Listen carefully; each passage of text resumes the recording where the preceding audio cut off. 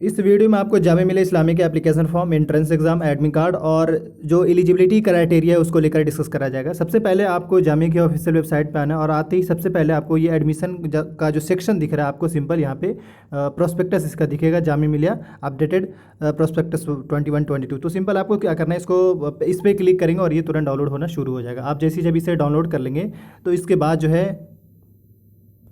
इस तरीके का इंटरफेस ओपन होगा और आप इसके बाद हल्का सा स्क्रॉल करते हुए नीचे आएंगे तो इसमें इंपॉर्टेंट बस सबसे पहले ये कि जो बच्चे जो पूछ रहे थे कि इनका जो एलिजिबिलिटी क्राइटेरिया अगर हम सेपरेट कोर्स का चेक करना चाहें तो कैसे पता चल पाए, क्योंकि इसके वजह से ना काफ़ी सारे स्टूडेंट्स का एडमिशन इवन कैंसिल भी हो जाता है अगर आप जामिया निकाल भी लेंगे तो भी।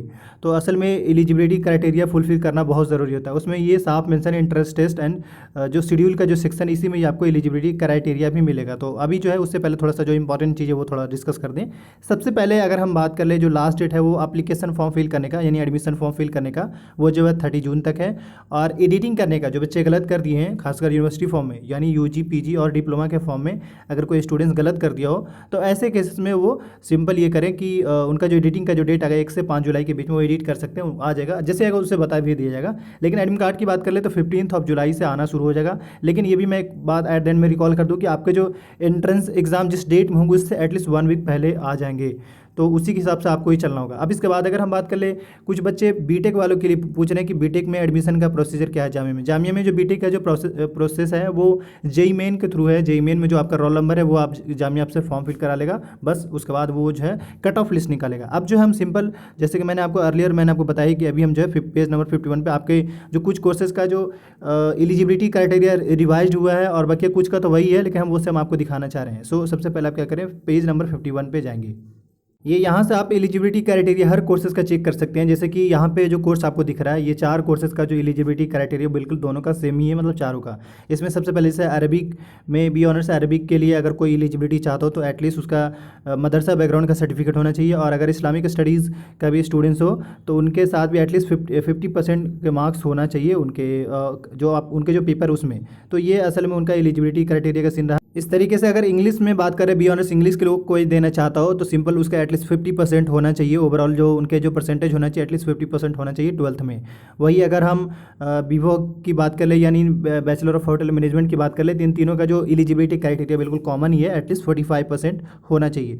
और इसके अलावा अगर हम बात कर ले जैसे देख सकते हैं यहाँ पे mass media history and French and Spanish का जो एलिजिबिलिटी क्राइटेरिया वो भी बिल्कुल दोनों के लिए कॉमन ही है, एटलीस्ट 55। मतलब ज़्यादातर कोर्सेज में जो जामिया का जो एलिजिबिलिटी क्राइटेरिया वो 50% है, पर कुछ में ऐसा भी है कि कुछ पेपर में कंसिडर किया जाता है। जैसे यहाँ पे अगर हम देखें आपका बीए और बीबीए और बीकॉम से ऑनर्स में तो यहाँ पे भी 50% होना चाहिए। और इसके बाद अगर हम बात करें तो जैसे सोशियोलॉजी साइकोलॉजी का जो मांगा जा रहा है उसमें भी सेम एटलीस्ट 50% होना चाहिए आपको 5 बेस्ट पेपर में। तो ये ओवरऑल कुछ कोर्सेज का रहा है। इस तरीके से और भी आप देख सकते हैं जो कुछ बच्चे वो BLLB को लेकर पूछ रहे थे। देखिए आप ज़्यादातर जो जामिया में जो कोर्सेज है ना उसमें 50% एटलीस्ट होना चाहिए, ये उनका एलिजिबिलिटी क्राइटेरिया है। लेकिन हम थोड़ा BLLB वाले जो स्टूडेंट्स पूछ रहे थे उनका थोड़ा सा बता देते हैं। अभी जो है बीएड का भी देख सकते हैं, बीएड का साथ भी सेम सीन है, एटलीस्ट 50% यानी आपने जहाँ से ग्रेजुएशन किया वहाँ से। BLLB का जो सीन है आप देख सकते हैं यहाँ पे, ये BLLB है और BLLB का जो एंट्रेंस एग्जाम जो है वो 17 अगस्त को है। और इनका जो एलिजिबिलिटी क्राइटेरिया एटलीस्ट वही सेम 10+2 यानी कि आपका होना चाहिए 10+2 में एटलीस्ट 50% होना चाहिए। तो ये असल में आपको यूजी कोर्स का दिखाया हूँ। और इस तरीके से पीजी कोर्सेज़ के लिए आप सेम इसी PDF पे और भी देख सकते हैं, ऐसा नहीं है। जैसे अब पीजी कोर्सेज़ की बात कर ले तो उसमें भी आप देख सकते हैं। और एक बात और ऐड करते हैं, जो डिप्लोमा वाले बच्चे जो कन्फ्यूजन वाला है तो उसको लेकर देखिए। डिप्लोमा की अगर हम बात कर ले तो जो जामिया में जो डिप्लोमा जो है यानी डिप्लोमा इन इंजीनियरिंग या पॉलीटेक्निक जिसको आप कहते हैं, उसमें 2 तरीके से जामिया ट्रीट करता है एक स्टूडेंट्स को। या तो उसने 10th का रहा और एटलीस्ट उनका 45% होना चाहिए। और एक बात याद रखिए 45% का मतलब ये है कि आपके जो 5 पेपर हैं 5 पेपर में एटलीस्ट 45 मार्क्स होना ही चाहिए, अदरवाइज इससे कम होता है तो देन आपका एडमिशन नहीं हो पाएगा। इसके साथ ही जो बंदे हो सकता है 12th कर रखा हो तो 12th वालों के साथ जो है वो उनके साथ जो थोड़ा सा नॉर्मल है वो मैं आपको दिखाता हूँ। उनके साथ नॉर्मल का मतलब ये है कि उनका जो है वो 40% मांगा जा रहा है कि एटलीस्ट 12th में 40% होना चाहिए। एक बात और मैं थोड़ा एडिशनल चीज़ बता दूँ उसमें। देखिए होता क्या है कि जब आप एग्ज़ाम देते हैं और उसके बाद जो है आपसे एडमिशन के टाइम में सर्टिफिकेट मांगा जाता है। ये भी एक बात और ऐड करते चलें कि आप या तो 10th बेस पे फिल करें या 12th बेस पे, आपको 3 साल का ही डिप्लोमा करना होगा। ऐसा नहीं कि ट्वेल्थ करके जाएगा तो उसका अलग डिप्लोमा, ऐसा कुछ नहीं है। या तो 10th पे दीजिए 12th पे दीजिए, आपको सर्टिफिकेट वही रहेगा जो 10th के लिए रहेगा और 12th के लिए, दोनों के लिए कोर्स सेम है, कोई अलग नहीं है।